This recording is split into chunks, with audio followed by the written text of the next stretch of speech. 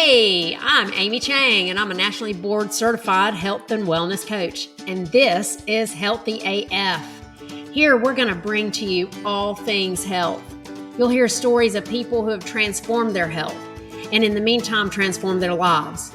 We'll answer those burning questions about the newest health strategies, and we'll tackle some common roadblocks that my clients bring to me all the time. Lastly, we're going to talk to some practitioners who will bring to you different modalities that they're passionate about and how you could benefit from using those. So buckle in. We're going to be inspired, instructed, and have a little fun with Healthy AF. Hey everybody, it's Amy and I'm here with my good friend Ray. Hello, Ray. Hey Amy. Glad to be here. Thank you for being here. Just a little bit about Ray. Ray was born and raised in San Diego, California. He is a collector of knowledge and has a passion for teaching, coaching, and mentoring, which is where I got to experience Ray for the first time. He is a true polymath. I had to look that word up. And after I looked it up, for sure, he is a true polymath. Totally precise there. Ray is interested in anything and everything. He collects cars and car parts, spoken languages, sports equipment, witty movie quotes, and dad jokes. Welcome to Healthy AF, Ray Regno. Thank you, Amy. You're welcome. Ray, I wanted to start today. So I read your bio, which is, great. It gives people a snippet of who you are. And I wanted to just repeat for our listeners what I just said to you. The reason I asked you to be on is because you have been a mentor and coach of mine, and you do have a vast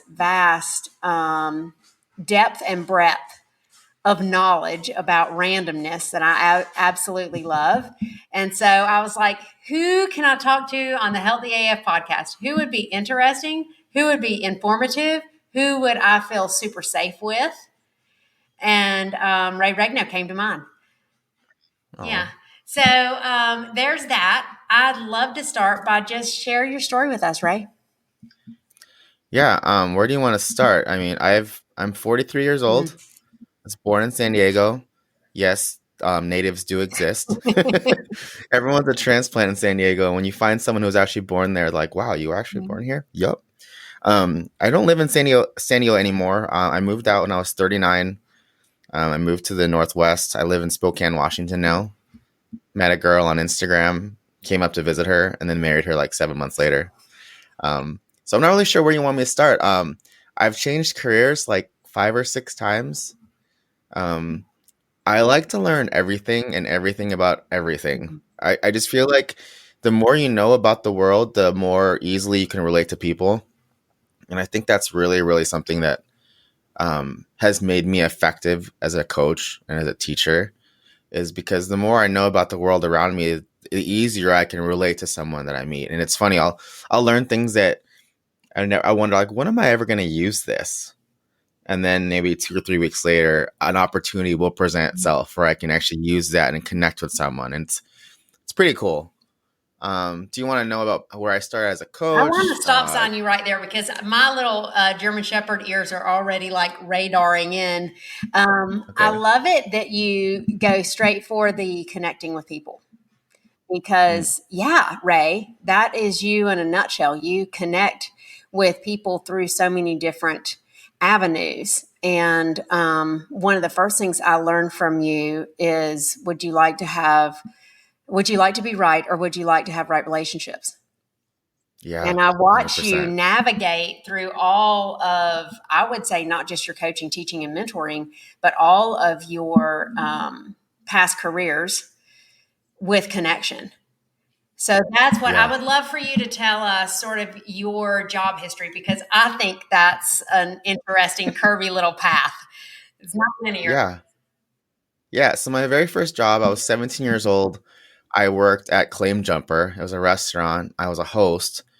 And that was interesting. Like, we went to that restaurant for lunch, and then my friend was working there. And I was like, oh, hey, I didn't know you worked here. He's like, yeah.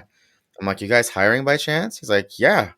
So I got an interview, got hired on the spot that day. And then an hour later, I talked my mom into taking me to the car dealership, and we bought my first car Oh, because now I had a okay. job, What was so it? I could actually pay for the car. So that was What was your cool. first car?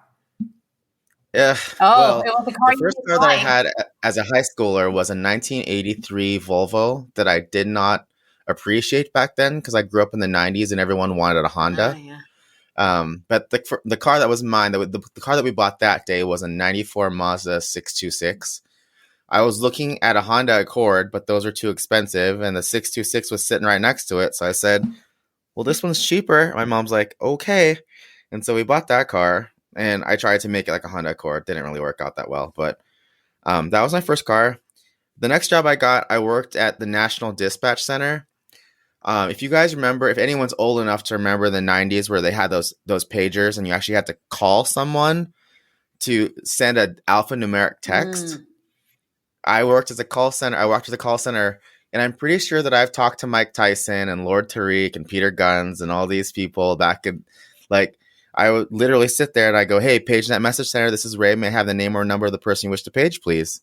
They give me the number, and they would tell me what they want to say. Like, okay, message reads blah blah blah blah. I'll pick you up at 9 p.m. Is that correct?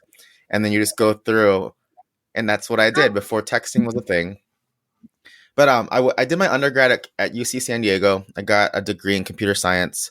I worked at Qualcomm for a bit as a software engineer. And then a year into that, I wasn't really into it. So I tried a couple other jobs. And then in 2005, so 2 years after graduating from college, I quit engineering to go to Bible school, thinking I wanted to go and be a missionary and like travel the world and do that kind of thing. When I got out of Bible school, I couldn't. Well, I didn't go anywhere. I ended up getting another job as a software engineer for a year, and then after that, I got hired at the church, thinking, oh well, you know, I'm doing the pastoral internship program, so I was trying to be a pastor at the time, and I figured if I take this job at the church, managing their publishing department's website, I would be on campus and I'd be more likely to get to do more counseling Mm. because that's really what I was interested in. But it turns out it's easier to find pastors than it is to find an engineer who will work for $20 an hour. So I got roped into lots of stuff. So with the church, I was originally hired to work on their website, and then we laid off the publishing department guy. So I became the head of the publishing department. Then we laid off the graphic arts guy. So I ran all the graphic arts, so all the printing for the bulletins, for all the flyers, for all of our basically anything that had graphic design, I oversaw Yeah. that. And then we laid off the sound engineer, and then the assistant sound engineer became the main sound engineer. And then the boss asked me, "Hey, do you know anything about sound?" I'm like, "Yeah, I used to run sound at my other church." So sure, they brought me in to do that. And then we let go of the lighting guy because he hit a car in the parking lot and just drove off. Oh, So I became the lighting guy on top of that. And then one of the guys who at church, I don't know if you go to church or not, but like they'll put up the lyrics to the yep. songs and there's like slides and Yep. stuff. So that guy moved to Idaho to plant a church. So I took his job.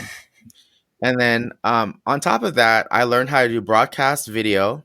So like we had a camera room where people could we had 3 cameras. We even had one of those big Jimmy jibs, with like it's a camera on a crane that goes across the church and Okay. whatever. All right. I learned how to operate one of those. But the funnest one was I worked in the production room where I got to direct the different cameras. I go, camera one, I want a slow push on the drummer. Camera two, I want a slow pan to the left toward the singer. Ready, one, take one. And so if you ever watch like multi-camera broadcasts on TV or Yeah. whatever, there's someone who does that job and says which camera to show, which camera to go, where they want the camera to look at. So I learned all of that. And I was also the only person on staff who could run the soundboard, run the lighting, run the lyrics all at the same time. Oh, wow. So I'm basically your Swiss Army knife. If you need someone to fill a gap, Ray can do it. Because I just like to learn and I like to be useful and I like to be helpful. Mm. I did every ministry at that church except for women's ministry for obvious reasons. I'm just not not biologically set for that. So that wasn't something that I did. Although I'm going to Um, say right now, you mentor women very well. Yeah. I mean, a yeah, lot of interestingly the enough, people most in of the your mentoring group that I'm in are women, and you do a great job with with us. Yeah, thank you. Well, I feel like empathy is a big one. And I mean, I mean, biblically we talk about how men want respect and women want love, and so you have to speak those languages with them. Women, they just want to feel safe. That's a big thing. So yeah, I just try to empathize. But I did that for like, how long did I do that for? I did that for 10 years almost. And then I realized I wasn't really doing what I was passionate about, because I was really passionate about teaching. So, and I was just filling gaps, I was being helpful and I was doing things that I can do, but I feel like my main calling in life is teaching. And so I told them, "Hey, I'm quitting. I'm going to go move to the Philippines and take over one of our churches there." So that was my next career move. I said, "Hey, I'm leaving. I'm leaving in a couple of months." Because the pastor that was one of my friends was a pastor in the Philippines, and he had 6 biological kids. And while he was a missionary there, he adopted 20 additional kids. That is, I mean, speaking of a mother of just 3, 26 children, that's a lot of children. 26 children. And that was during the time when the economy took a tank. They just tanked. Yeah. Remember 2008? Yeah. And so missionaries in our church, they were funded 100% by donation. So he wasn't able to support his family. So he moved back to San Diego to get a job. He actually took over the Bible school that I went to, and he became the head pastor for that school. And I was going to go to the Philippines and take over his church and plant another school there. Well, I got rid of my apartment. I downsized all my stuff. I moved back in with my mom for a short time, or I thought it was going to be a short time. And I'm about ready to leave for the Philippines. It's October 2010. And I just didn't feel right about it. So I asked Chaz, and I said, "Hey, what do you think about me staying for a semester? I can help at the school." And he goes, "Yeah, that's actually a great idea. We need more leaders." I'm like, "Cool." So his plan was, I'll teach for a semester, and then after the end of the semester, I was going to move to the Philippines. Well, one semester became 2, 2 semesters became 3, and midway through my 3rd semester, I was like, I think it's time to move on again. And I wasn't sure what that meant. And literally a few days after that, I find out, back up 3 years. In 2007, I helped my sister and her ex-husband start the Stronghold CrossFit and Brazilian Jiu-Jitsu. And that was in San Diego. That's in San Diego. But for those who don't know CrossFit history, that really was very early on in CrossFit, because I know CrossFit Hickory opened in 2007.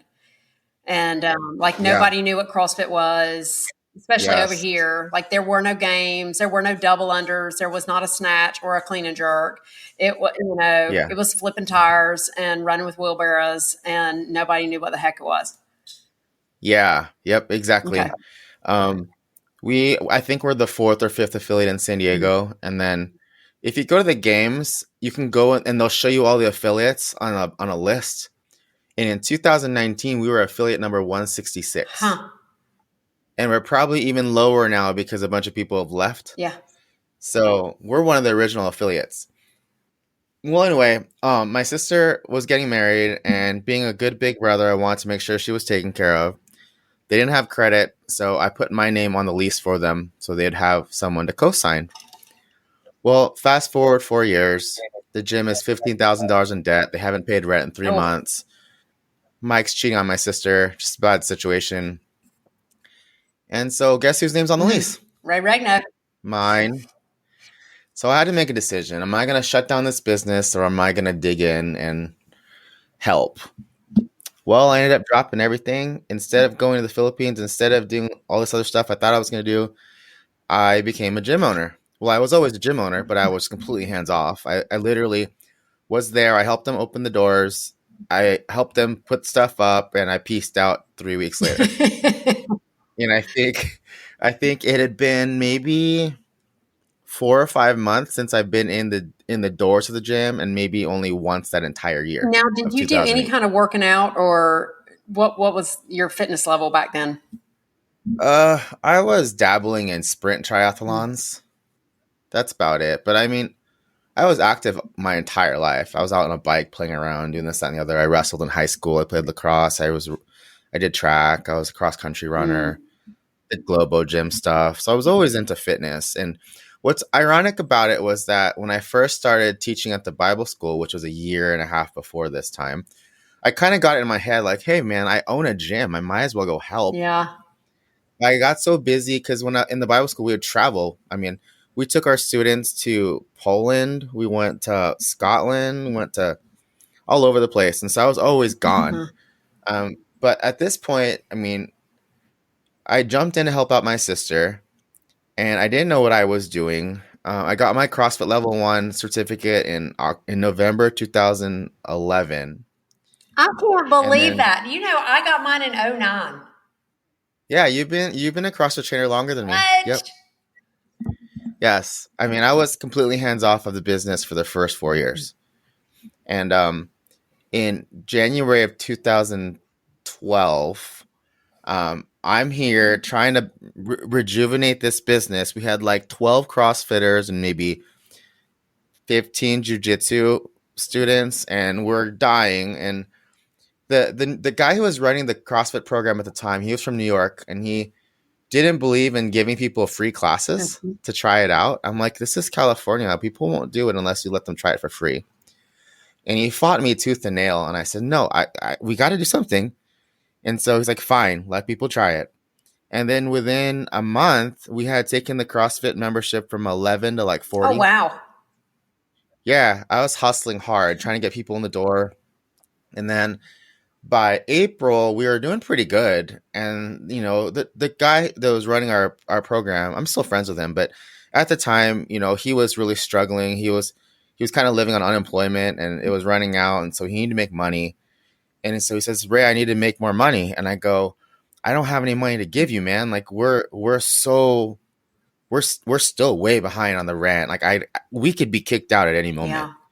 And I had to take a week off because I didn't know what to do. And I came back and said, hey man, we can't do this anymore. Like I can't have you constantly like pressuring me to pay you. I don't have anything to pay you. I mean, I think what would be best is if we went our own ways, And so he left, took half the CrossFitters with him, Oh, half of them stayed shit. with That me. sucks. Yeah, and okay, including my level 1 seminar and maybe the handful of classes I took when we first started the gym, I think I'd attended maybe 10 CrossFit workouts in my entire life. And so here I am. I'm the head coach of CrossFit Stronghold in April 2012. And people are coming to class like, hey, where's Ace? And I go, we had to let him go. Like we couldn't pay him anymore. And so people would either stay or go. And we literally split halfway down the middle and he opened up his own gym about a mile away. We're still friends. I mean, it was kind of rough at first because he didn't understand, but he gets it now. I mean, It we're cool. happens. Um, It what's that? It happens. happens, like it was business. It wasn't Mhm. personal. We were friends going into it. And I was like, hey, I'm sorry, but we just have to.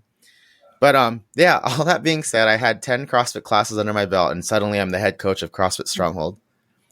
And I'm just grateful I didn't kill anybody because I literally had no business being a head coach of anything. Okay, But I love this because in our coaching mentoring group, there are so um, there are so many things to be frustrated about when you look at anywhere, not just in CrossFit. I don't, because me, I'm a huge fan of CrossFit. I've done it mhm. for 16 Yeah, years, and it's for me like my lifeblood, right? Um, yeah. but there's such a variation on, I think, any kind of trainer, kind of, Competency. yeah, that just Yeah, across the board. Um, 100%. I and mean, I just want to stop sign you here because I'm seeing this pattern too. Ray goes places and he dives in and does the stuff that needs to be done, and he thrives on maybe learning where he has a knowledge gap. And all of a sudden, you were the head trainer, and you were in your wheelhouse because your wheelhouse is learning and then yep. turning around and teaching and communicating. Because I'm really glad we did the recap of your sort of work history, because in all of that, it's communicating from being the Yes. host to, IT is all about how systems communicate to each other, to help people Hmm. communicate to each other, to the Yep. pagers. That's fascinating. Yeah. I never made that connection before, but you're Yeah, no, absolutely correct. every You bit know, of it, Ray. And then your work at the yeah. church, every Yep. bit of it. I've never made that connection before, but yeah, that's fun. The texting thing, I mean, it makes total sense Mm, now.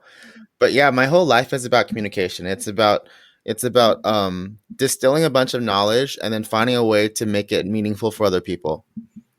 That's one of the big reasons why I like to learn languages, because you have no idea how many times I've been around the world and gotten myself out of sticky situations because out of nowhere I speak the language that they're, you know. Um, but but yeah, kind of going back to the coaching thing, right? I was so ill prepared yeah. for this situation, but I'm an obsessive person and I just went and learned everything I could possibly learn about CrossFit.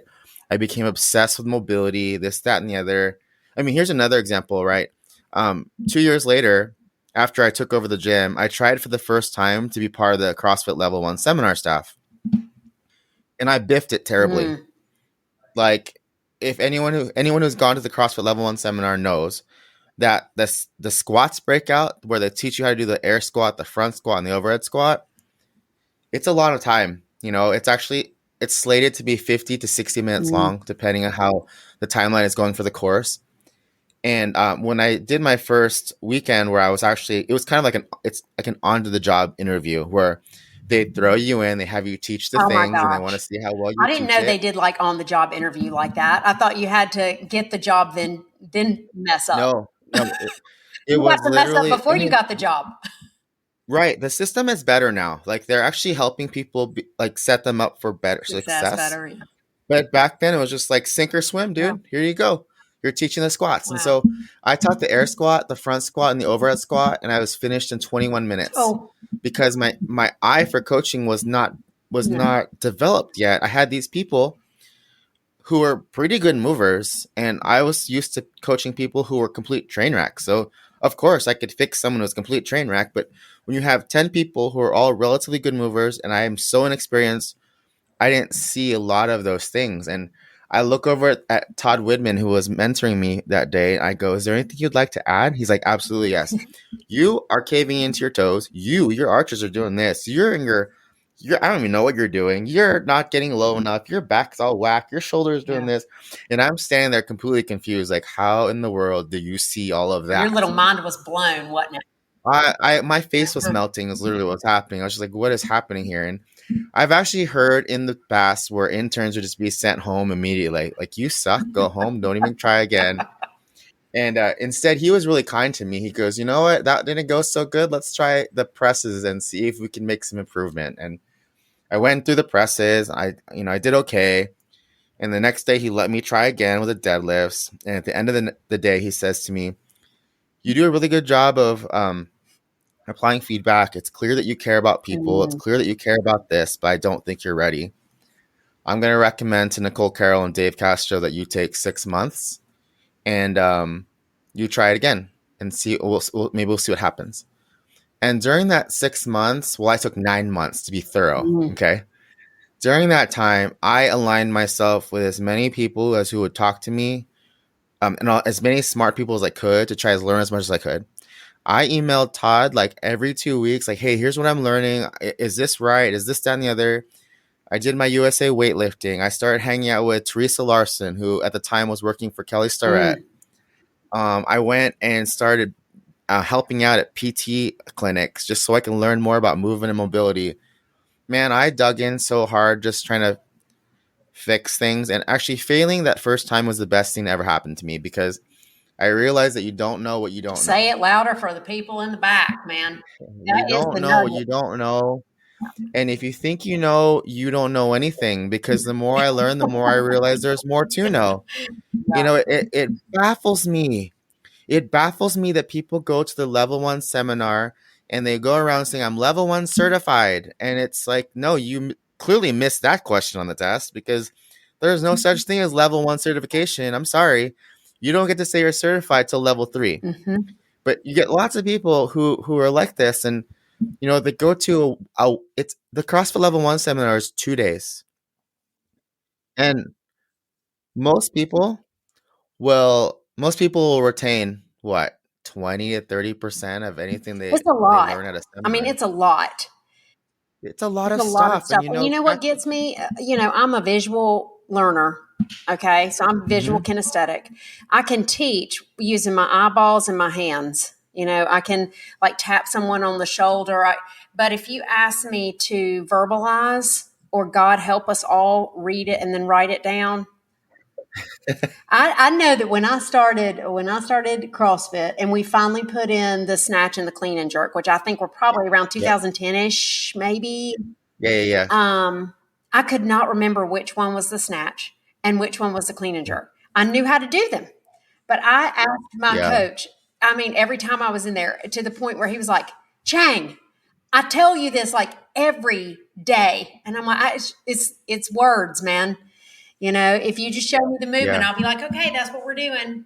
So for me, Yep. when I got my level 1 in '09, and then they started having us do the written test in 11, and I had to go Mhm. back 2 years post and pass that test. I passed it, but I mean, it was hard because it's a read and write test. It was a read and write Mhm. test, and Mhm. so I think that a lot of trainers are similar. We're trainers because our skill does not lie in the reading and writing. It lies in the kinesthetics and Yeah. that way of learning. So that's always been my beef. And then when I did my level 2 for the first time, Mhm. man, I thought that I was really good because, I'd been doing this a long time. No, that level No. 2, that level 2 humbled me, which was fantastic because just what you said, you don't know what you don't know. And when you have an opportunity for that lesson to be laying in your lap, hey, you didn't know what you didn't know. Boy, that's a nugget to hold on to. Yeah, and I think the main reason why people don't dig in to continue learning is a lot of people don't like to be challenged. A lot of people don't like to be told they don't know what they're doing. That's a real thing. It takes courage to be vulnerable. And I feel like that's just something that is it's hard for people to do that. Yeah, definitely. When you identify a knowledge gap, you've got to feel pretty sturdy in who you are to look at that in the face and go like, "Oh, there's a Mhm. spot that I've been blind about," Yeah. and embrace it and even find some joy in that. Like I find a lot of joy now. I didn't find joy in not know. In fact, I'll tell you this: when I first switched, I was at working in the cath lab as a nurse, and I switched to a surgical ICU. And I'd never been in a Mhm. surgical setting before. I had been in cardiac medical settings, not cardiothoracic surgeries or anything. So I go up to the surgical ICU and I am doing my precepting or whatever, getting my orientation done. And it came time for like that 6-week check or 3-month check or whatever. And the feedback that I got from my nurse manager that my nursing preceptor had written about me was like, she's a know-it-all, and she really doesn't listen. And man, that was Ouch. I know that was a good time for 27-year-old Amy to like take a minute and reflect because I was a badass nurse in my own right. I'd been in major hospitals. I'd been at John Hopkins. I'd been in ICU areas. I'd been in procedural areas. I'd worked with death and dying. Like I was everywhere. And I knew a Yeah. lot of stuff. And none of that stuff helped me be humble and vulnerable enough to learn more stuff. So, Yeah, they say that smooth seas don't make a strong sailor. mm, I've always it seems like for me, I never get it right the first time. no. I've never been that person that gets it right the first time, and I always fall flat on my face, but I've gotten used to that, and I actually look forward to that in a way because it makes you better. I mean, on the side, for example, I have a YouTube channel where I work on cars and I DIY and I do that stuff, and every single time I do something, that should take 10 to 20 minutes, it takes me 8 hours. Oh, But you know what? That messing up, or maybe the thing is rusted on or whatever, it has actually made me a better mechanic, because if everything was always smooth all the time, you wouldn't really know a whole lot. And now I've accumulated a lot of really cool tips and stuff. So when something comes up, I go, "Oh, I know how to do that. This, that, and the other." yeah. That's just. I think it's funny to me, like watching a lot of my students. I call them students because I'm teaching them, even if they're athletes. I my students often want to just be told exactly what to do, but I don't do that with them. I'll give them like a general guideline. Hey, do this, and then I want to see what they do by default. And then from there, I coach what's in front of me. It's a mistake, and I've seen this a lot in gyms, is that everyone wants to standardize coaching. There's actually one group in particular that comes to mind. They want to standardize every freaking thing. They say, "Hey, if you have a shoulder impingement, do this." And I go, that might help you. It might make it worse. The answer is it depends. Always. Everything in life, they ask you a question. Well, it depends. Give me more context, please. Because you just say, the thing that bugs me most, I have an impinged shoulder. What does that even mean? Like, do you know what impingement means? Like, there are a lot of people who don't really, like, you keep using that word. I don't think it means what you think it No. means, and it's that situation. So when someone comes to me with shoulder pain, I go, I need to know exactly where it hurts, what part of your shoulder, because your shoulder has Yeah. different, like the anterior, the lateral, the rear. Does it hurt when you go overhead? Does it hurt when you press? Does it hurt when you hold it to the side? Like, give me more context, please. Like, I can't, and I need to see you move on top of that, because there's so many variables that could lead a different path. But to have just a one size fits all, this will fix your shoulder, that's dumb. Yeah. But the truth is that for a lot of people, having so many options gives them anxiety, Yes. No, because they don't know what to do with it. you know what? I started coaching someone the other day in my health coaching business. Okay. Not in the Hmm. CrossFit gym, but in my health coaching business. And it dawned on me after a couple of sessions that they didn't know what they liked and they didn't know what they wanted. Oh And yeah, that happens all the made time. my job really hard Hmm. because then they wonder why they are not doing what they say they're going to do. And it's because it has no connection to what they want because they Oh, for don't sure. know what they want. They're used to people pleasing or straight up being told and just doing it to stay out of trouble, themselves stay safe, Hmm. whatever. And that gets real dicey because if you don't know what you want, and I do find that we get like that with our bodies too. So let's just okay, let's rewind the tape and then fast forward. So you have your level 1 and you've got the gym and you're coaching classes, then you go try out for seminar staff, don't make it, take 9 months to completely do the ray dive into the depths of all things CrossFit, Yep.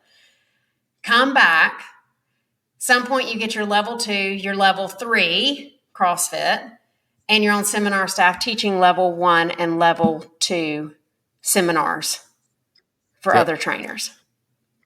Yeah. So actually, I got my level 2 in 2013, and that was actually when it blew my mind. It changed my life. I was like, wow, there's more to It this. Like wasn't the level level 2, one was just just. it was crazy town. Like I really went from I coach people because I like coaching people to like, no, I'm committed that every single person has better movement patterns every single time I see them and that their hour with me is the best hour of their day. And if that's not what I'm Yep. living in, then I'm not coaching. Yep. That was it for me too. Like I went to my level 2, and I remember there are three things happened. Okay. So I went to my level 2, and I realized at that seminar that this is what I want to do. I want to teach trainers. So at that seminar, I had Adrian Bosman, I had Miranda Oldroyd, and I asked them, "Hey, what do I need to do to be on seminar staff?" And they said, "Hey, just email us. We'll get you set up so that you can try to intern." And that was the old process of becoming on staff. So that was number one. Number two, they taught me, You need to be relentless, more Mm-hmm. relentless. So I went home and I was more relentless. I was making sure people were doing what we're supposed to do. We're practicing mechanics, consistency, intensity, which is a primary tenet of CrossFit. If you have heard that CrossFit hurts people, you're that gym where they're hurting people, they're not actually doing CrossFit, because CrossFit's not meant to hurt people. We're supposed to do the movement correctly. We're supposed to do it correctly with consistency, and then we add intensity. If they're not following that tenet, they're not actually doing CrossFit. So anyway, that was number two. The third thing that really stuck out to me was I wish that there was something that coaches could go to after they went to their level 2 where they can continue to practice what they learned at the level 2. So we can talk about that later, but that was the precursor to my current mentoring program, is I've created that environment where people can I continue to didn't know learn that after that level 2. was why you did what you did. And that's stellar, because Yeah. I'm telling you, as the only level 2 trainer in the gym, you go back and everybody's level 1 and they don't Yep. know And they what don't know they don't what they're doing. know. Yeah, Then you're exactly. the salmon swimming upstream, or the unicorn horn, trotting around with your rainbow shooting out your butthole. And people are like, Yes. you need to stop. Yes. You're on Yes. everyone's nerves now, because you Yes. are Yeah. relentless. The trainer, that you were the week before, who was like, yeah, that looks good. No, you come back and it's like a honey badger. And I tend to overcoach anyway. So that was for me Yeah. also one thing that you really helped me with, was you cannot overcoach someone. They shut down and don't get what you're saying. Yes. Yeah. I mean, we can go down lots of rabbit holes from this I point, know, right? right? But yeah, so fast forwarding, got my level 2.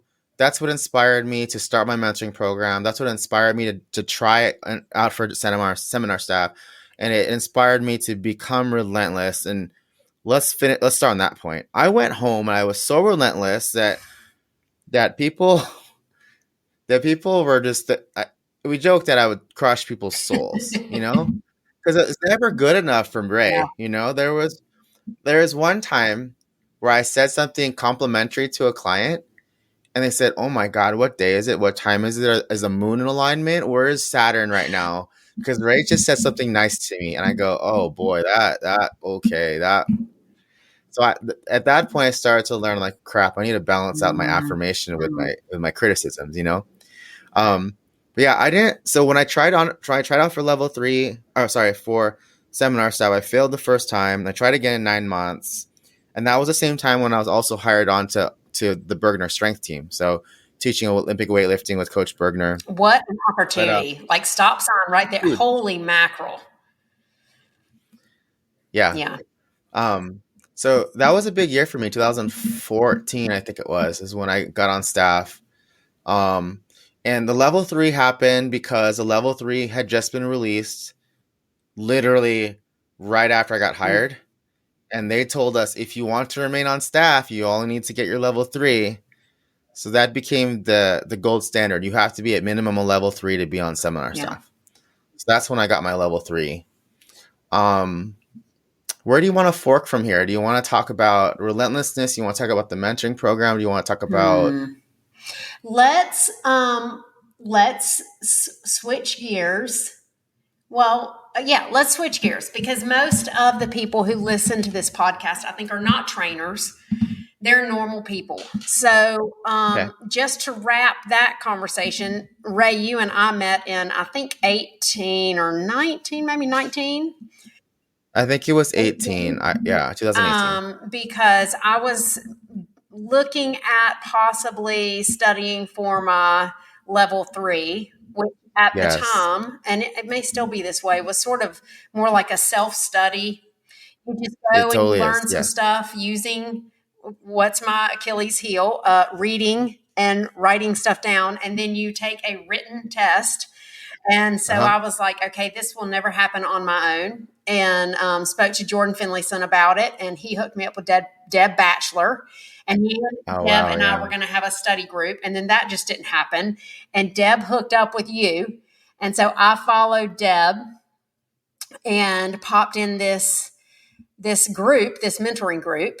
with you. Yeah. Then we went down to Florida and you ran your own movement workshop, which was Mhm.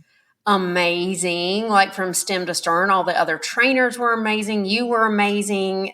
It was sort of a wackadoodle time in my personal life. And so I was vulnerable and ready for the learning. So that was Mhm. awesome sauce. Um, and I just want to, before we leave this, so that's what you do. You have stronghold mentoring, and it's Yep. coaches need coaches. Mhm. And it's a great place to go and deepen your knowledge about anatomy, about running a class, about the it depends for all people in all, classes every time, it's never the same answer, it's never the same exercise, and just growing that toolbox as a trainer of all things training, really. Yeah. And I can't leave this section in our history without saying uh, three things. I noticed in your story you went from, yeah, I'd interned for the staff and my eyeballs weren't trained and I didn't see anything, to I became relentless. And it sucks people's souls, crush people's souls. And then Michelle Gallagher is the one that comes to mind because consistently, Michelle's another trainer, and consistently when we do the videos and we look at people moving, right? So people from CrossFit Mhm. videos will video their people, send it into our group, and we'll sort of like train our eyeballs to be relentless, right? That's our job. Yeah. And I am very good at going straight to what is wrong and doing the overcoach and the crushing of souls. What I learned from her, she consistently says what she likes first. Yeah. And I'm always like, oh, damn it, I forgot to do that again. So, yeah, so all things coach, from the how to compliment sandwich it to how to manage a class of 25 where you got proficient squatters and horrible squatters, and, how to give the whole class what they need.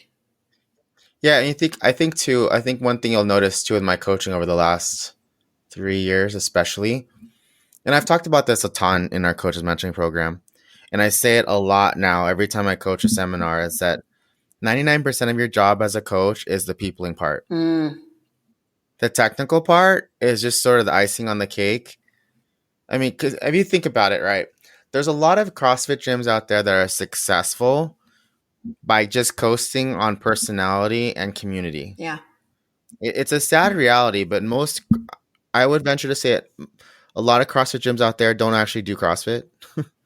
And a lot of CrossFit gyms out there, the coaches don't actually coach because their skill is so bad that they don't have the skills to coach. But these places are successful because of the personalities and because of the relationships and the community that is there. And people are people want interaction. And for me as a coach, especially now, like where I work now, I don't own the gym I work at now. I'm the only level three, the only active level three in Eastern Washington. Mm, And the gyms out here are okay, but like again, the coaching isn't like, it's not super stellar. It's okay. It's some coaches are good, but that being said, like I have to really water down my coaching in order to sort of blend in, yep. and also to not get frustrated. Like I get a lot of people who come to my mentoring program, they get so frustrated because they work at gyms where they can't even apply the stuff I teach them. Yep. And I go, you know what? It doesn't matter. You just go be there and you sprinkle where you can. Yeah. You always say And sprinkle. I have to remember you that. make small wins Yeah. here and there. And nowadays, like, it's amazing how much I hold back. Yeah. Like we actually taught a seminar here in Spokane last weekend, and my students, I had two interns that are helping me, and they both are like, wow, why aren't you laying into them? I'm like, because they're not ready for that. And I learned that from watching Coach Bergner. Okay, so we talked about Coach Bergner. Coach B is by far one of the most generous human beings I've ever known in my entire life. And I used to travel. when I was in San Diego, I only lived 20 minutes away from him, but my gym was 40 minutes in the opposite direction. So I would drive 40 minutes down to my gym every Wednesday, and I would drive back home plus another 20 minutes towards his house to watch him coach, and then I'd drive back to my gym again to finish the day. And one of the things I learned watching him was just how gracious he is when he coaches people. That man is so deep. He is so deep, but he doesn't let on that he's deep. He'll tell you that he's a dumbass. He's a dumbass Marine. That's what he says. I'm a dumbass. I don't know anything. But like I'll be sitting with him and he'll come out of left field with this like massive knowledge bomb. I'm like, Coach, where did that come from? But here's the thing is that he knows when to dose and how much to dose. That's the mark of a great coach. Because when I went home the first time back in 2012 or 2013 after, wow, that's 10 years ago. 10 years ago, when I first got back from my level 2, I just fire hosed everybody. Just here's a fire hose of everything. And even up until like last year, every seminar I worked at, I would just fire hose everyone because I was like, they need to know all this. And I'm getting to a point where I'm realizing that no, they don't really care what you know. They care that you care first. And then what I need to do is I need to just give them enough to keep them coming back, but not so much that they don't want to come back. Because we've all worked with those people, and usually it's kind of a joke in the church ministry community. It's like when people go to seminary, it's like going to cemetery because they come back all holier than thou and this, that, and the other, and no one wants to be around them because they're like the actually person. Actually, it says this. Like, gosh. And, trainers are the same way. Yeah. People who paid a little bit for education, they come back and they're the actually person. Like, no, you gauge what that person is ready for and you give them what they're ready for. Yeah. That's coaching. Like, even I tell the story all the time. My members, they come in the door. I'm assessing them the minute they walk in. I'm assessing their body language, how tired they look, all the things. And then I decide within a few minutes, I go, okay, Jen is going to get me at an 8 today. Haley's getting a 7. John always gets me at a 9. He's pretty consistent. This person gets me at friendly. They don't want to be coached. They just want to sweat. They don't care about anything. My role is just to not let them die. Yep. And so that's it's put on the safety standard. Valuable thing. Say that again. Put on the safety standard. I've done the same thing. Like gone up to somebody. Clearly, they really wanted to work hard in their workout. Clearly, their technique on their snatch was blowing.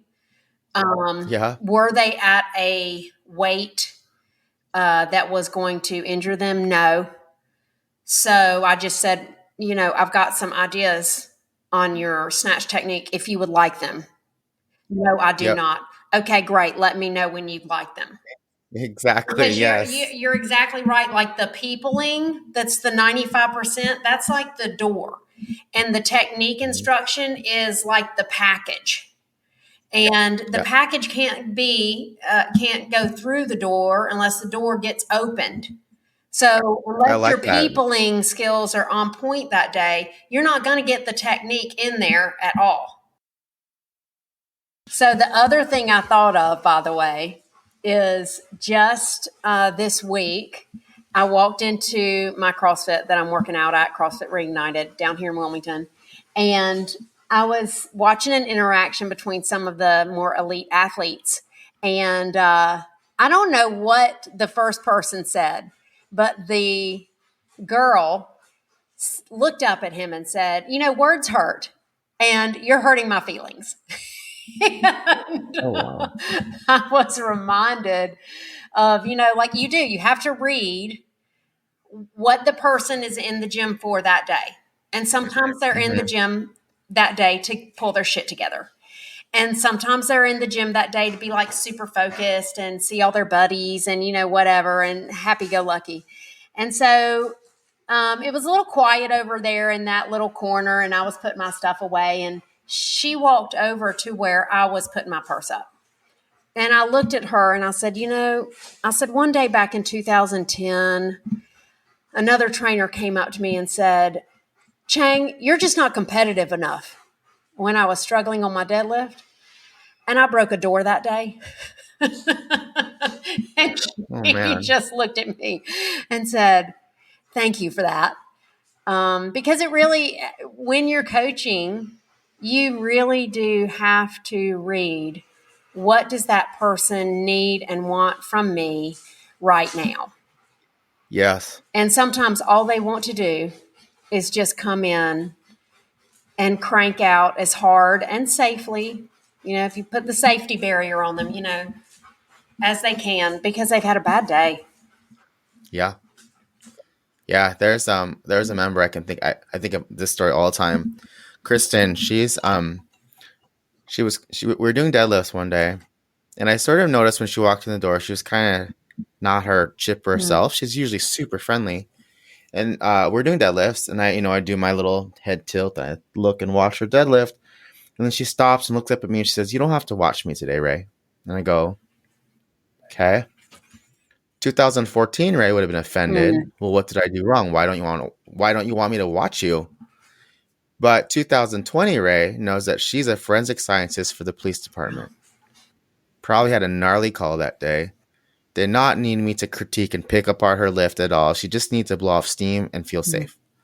So, what does Ray do for the day? He changes his role, and my goal is for just to have Kristen leave with a smile on her face. I'm making jokes. I'm doing this. I'm making her feel safe, and she left happy. mm. So, 2014 Ray was not ready for that. 2014 Ray was, it's my way or the highway. You're going to do it my way or not at all. And the truth is that as coaches, we need to be constantly evolving. And that's a huge struggle for me because, like I said, I teach the CrossFit level 1, level 2.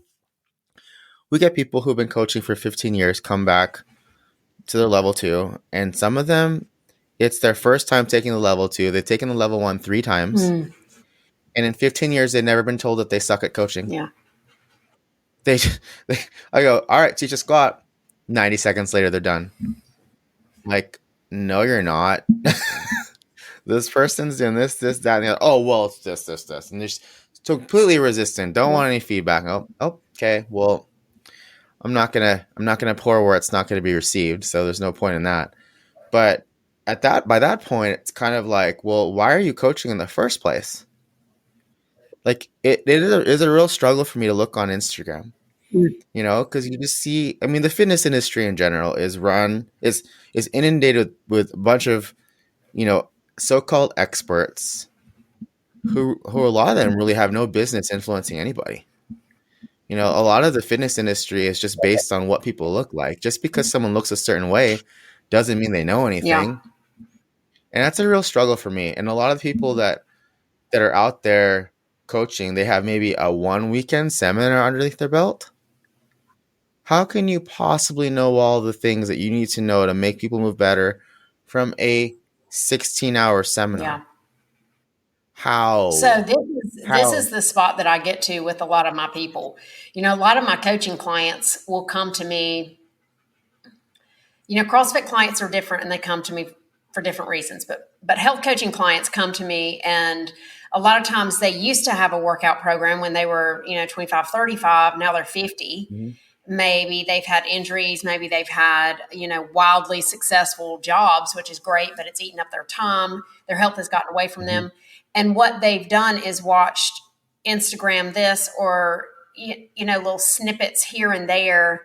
And Mhm. it is very overwhelming to sort of sift through what information What's is good? And is fitting for their fitness level, for their modification. I've got a client now, and I've had clients in the past, when you come in and you're 100 pounds overweight and you're carrying that weight in the front half of your Mhm. body, you know, um, burpees, mountain climbers, push ups, planks, anything that requires you to lean into that frontal plane and come back needs to be modified.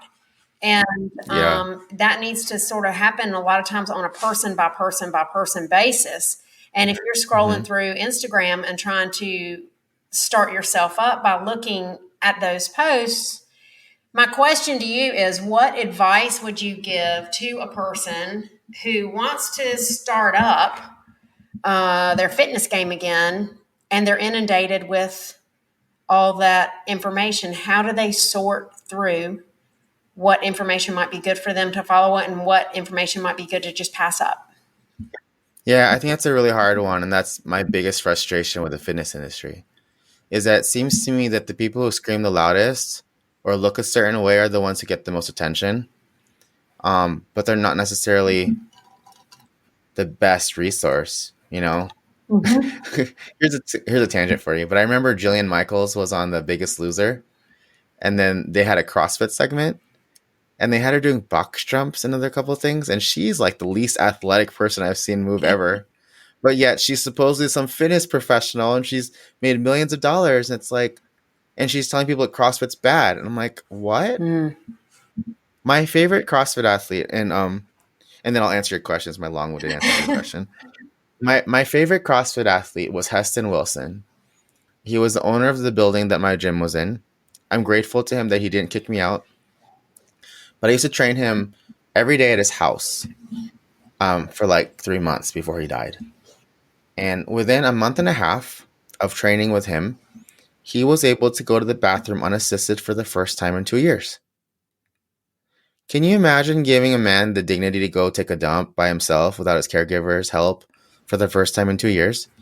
His wife looks at me and she goes, I can't believe you helped Heston walk again. Mm. And we did Fran every single time I went to his Did you house. really? We did. And for those of you guys who don't do CrossFit, Fran is basically where you take a barbell, you hold it in front of your chest, you do a squat, then you push the bar over your head. And it's usually 21 reps of that. Then you do 21 pull-ups, then 15 thrusters, 15 pull-ups, 9 thrusters, 9 pull-ups. Well, Heston couldn't do thrusters because he's in a motorized chair. So his thruster was I'd put his walker in front of him. He'd push himself off of his chair and stand up and hold himself for a second. And then he'd throw a ball at me. And he did as many as he could in 30 seconds. And then I gave him a little band and he'd do pulls, kind of like a pull-up. And he did as many as he could in 30 seconds. And he did 3 rounds of that. So about 6 or 7 minutes of work. And that's all he needed really to just kind of develop his strength again, to go to the bathroom without assistance. What a gift.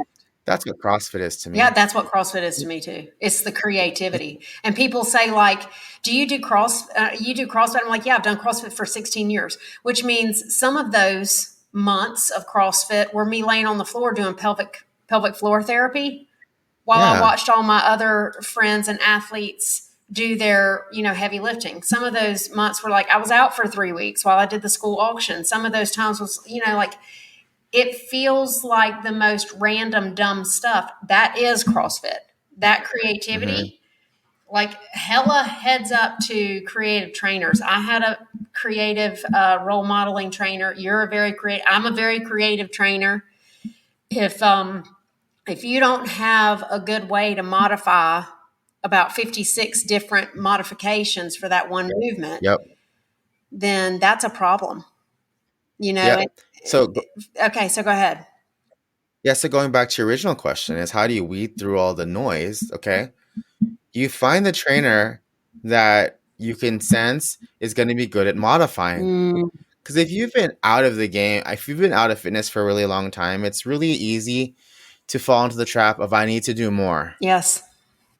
And it's like, no, that's absolutely not the truth. I have a client right now that I've been coaching for remotely for over a year now, and he's had some respiratory issues, and he hasn't been able to work out. I'm looking at his log, and he maybe works out once a week. And the other day he comes to me and says, hey, can you start programming 40 to 50-minute sessions for me again? And I go, okay, well, here's the thing. I've been giving you 15 to 20 minutes of work trying to get you consistent again. But I've only seen you do one of those workouts a week for the last 2 months. So let's get you back consistent. I want you 3 days a week doing 10 to 20 minutes a day for a few weeks, and then we can talk about increasing your volume. For people who have been out of it for a long time, my number one piece of advice for you is to find a coach who knows how to modify for you and is not going to murder you your first day. You just got to slow down. Yeah, I would much rather you do 10 minutes of work today and feel ready to come back tomorrow and do it again than to feel so obliterated I don't see you for another month. Yeah, no, I just gave my client 3 workouts to do in the next week. Mm-hmm. Ray, 6-minute EMOMs. That's That's it. it. That's all That's you need. it. They're coming back from being sedentary for I don't know how many years. Yeah. Like take the win, man. Take the win. Exactly. Get the 6 minutes in. If Exactly. you have 20 seconds of work and a 40-second rest for 6 minutes, okay, we'll do more next week. Cool. But we don't have to Exactly. and I think some of what if I could tell people like, hey, save yourself. If you're 40, 50 years old, maybe it's different when you're 25 to 20, maybe 8, but in the Sure. Yeah. 30s, depending on your body size, how active you are in your job, are you a stay-at-home mom chasing a toddler, or are you a computer programmer sitting down all the time? Are you drinking craft Mm-hmm. beers? Are you 50 pounds overweight? Like even in your 30s, like, dude, you hit it hard, you're going to have a sore knee. You're either going to have a Yep. torn something or you're going to have a sore something that's going to put you back. So, Yep. like, ease in. And you Yep. know what? You said this to me like last week, and I've been thinking about it all week. And it's something that Coach Bergner told you. And that was slow is smooth and smooth is fast. 100%. And I have thought about that all week because last week I just did too much stuff. I had Mm-hmm. a coaching session with my business coach and I had a coaching session with my health coach on the same day. And that set me up to like go into overdrive and overshoot. And I overshot my workouts. I overshot my dietary changes. I overshot my business plan. I overshot everything. I was exhausted and Yeah. just done for at the end of that Yeah. week. And when you said that last week, I was like, oh, I just did to my life the equal or jerking a heavy weight off the floor with no Mm-hmm. technique and no patience and no forethought, just jerk it up instead of like, no, slow down, take a breath, be intentional, tap into that deepness and go slow is smooth and smooth is fast. It's a marathon. It's not a sprint. And if you try to treat every day like a sprint, you're going to burn out really fast. So true. Okay, well, I think that's the best advice we could give anybody who's looking to get back into their fitness in whatever capacity it is, whether it's just hitting a Globo gym, doing the curls for the girls, or whether it's picking up dance or rollerblading or CrossFitting or whatever it is. Yeah, just do it consistently. Start there. And then once you've done it consistently, then maybe add an additional challenge. But for a lot of people, just getting off the couch is a challenge enough. So celebrate the wins. Don't move the goalposts. That's a hard one for people. Like, well, I didn't do this. Like, I don't care. And it kind of goes back to that story I was telling about Coach Bergner before. What I learned from Coach Bergner, watching him coach people, is he will notice a million different flaws, but he will only focus on one of them. And then for every rep after that, he goes, I just want you to focus on this one thing. And I don't care if you screw up everything else. I'm not even going to look at that. And he is so lavish with his compliments. When you do the thing right, he's like, yes, even if you didn't make the lift, as long as you did the thing he asked you to do, yes, that's outstanding. Now let's try it again. I don't care that you missed lift. I don't care that your foot did this. I don't care that you did this. I asked you to keep your head up. You kept your head up. Cool. And so it's really easy to get overwhelmed and want to quit when there's so many variables that you can mess up. So do yourself a favor and pick one thing. Let that be your win. Choose one win a day and focus on that win. And then let's make it consistent for a month. Can we get that same win every single day for a month? And then when you've got that consistency, let's add another thing. Then another. It's the long game. It's not this hustle to get everything right at once. That's how people get overwhelmed and quit. Yeah, I feel like you're coaching me right now. I feel like Ray just took a moment to look through the screen into my soul and be like, slow down, little girl. Hang on. Just slow your roll because one thing at a slow time. is smooth and smooth is fast.